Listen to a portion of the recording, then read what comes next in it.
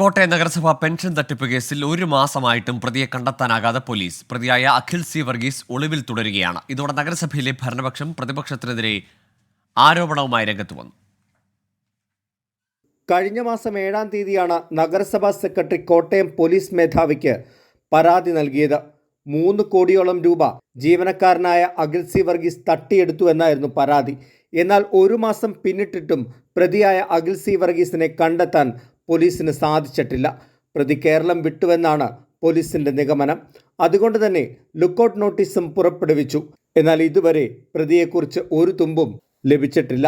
Case ആദ്യം അന്വേഷിച്ച west police Akhil C വർഗീസിന്റെ നാട്ടിൽ വിശദമായ അന്വേഷണം നടത്തിയിരുന്നു. പിന്നാലെ ക്രൈംബ്രാഞ്ചും അന്വേഷിച്ചു.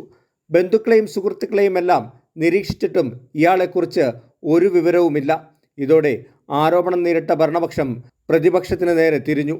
ഇടതു സംഘടനയുടെ ഭാഗമായതുകൊണ്ടാണ് പ്രതിയെ പിടികൂടാത്തതെന്നാണ് ഭരണപക്ഷത്തിന്റെ ആരോപണം. ഈ പ്രതിയെ നഷ്ടപ്പെട്ടു, പ്രതി മിസ്സിംഗ് ആണ് എന്ന് പറഞ്ഞ് പത്രത്തിലൊരു പരസ്യം കണ്ടു. ആ പരസ്യം കണ്ടതിന് ശേഷവും ഈ പ്രതിയെ പിടിക്കുന്നതിനോ നടപടി സ്വീകരിക്കുന്നതിനോ ഈ പണം വീണ്ടെടുക്കുന്നതിനോ കോട്ടയത്ത് നഷ്ടപ്പെട്ട പണം തിരിച്ചെടുക്കുന്നതിനുള്ള ഒരു നടപടിയും പോലീസ് സ്വീകരിച്ചിട്ടില്ല. അതുകൊണ്ട് പോലീസ് തെളിവ് നശിപ്പിക്കാനും ഈ പ്രതിക്ക് രക്ഷപ്പെടാനുള്ള അവസരം ഒരുക്കുകയാണ് എന്നാണ് ജനങ്ങൾ പൊതുവെ വിശ്വസിക്കുന്നത്.